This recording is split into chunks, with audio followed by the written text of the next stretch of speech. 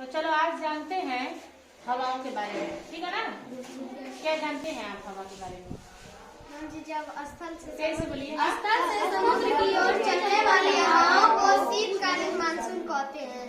हाँ, स्थल यानी जमीनी हिस्सा, ठीक है ना। जो तरह से चलती है ना, समुद्र से स्थल की ओर, स्थल से समुद्र की ओर। तो जब यहाँ स्थल है, जैसे समुद्र है, ये पूरा हिस्सा क्या है? समुद्री हिस्सा है ना।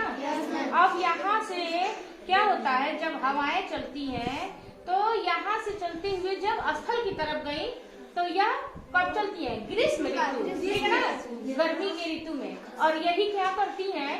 मानसून को लाती है। मानसून यानी वर्षा को, ठीक। जब ये सारा हिस्सा पानी गर्म हो जाता है, जैसे भगोने का पानी गर्म होता है, तो जल की बूंदे जल वाष्प बनाने लगती है, ठीक है ना। और जब एक साथ ढेर सारा इकट्ठा हो जाता है जल वाष्प, तो यह हवा क्या करता है? इसे स्थल तक पहुंचा देता है, ठीक। तो यहाँ से जल वाष्प इकट्ठा होकर के बादलों का रूप ले लेते हैं और उनमें जो बूंदे होती हैं, अब यहाँ सबसे ज्यादा टपकना चालू होता है, ठीक है ना।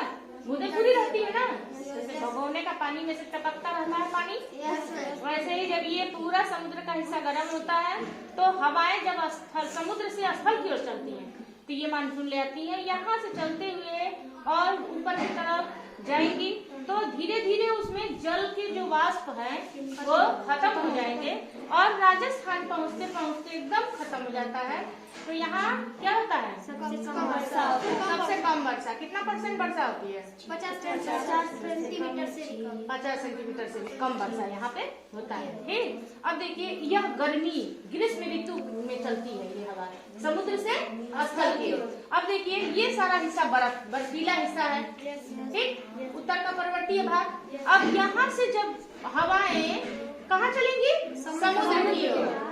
तो यह शीत ऋतु, क्योंकि यहाँ का हिस्सा बर्फीला है ना, तो यहाँ से जब ये हवाएं आएंगी तो ठंडी हवाएं आएंगी और ये शीत ऋतु में चलने वाली हवाएं हैं स्थल से समुद्र की ओर। यह शीत ऋतु में चलती है, ठीक है ना।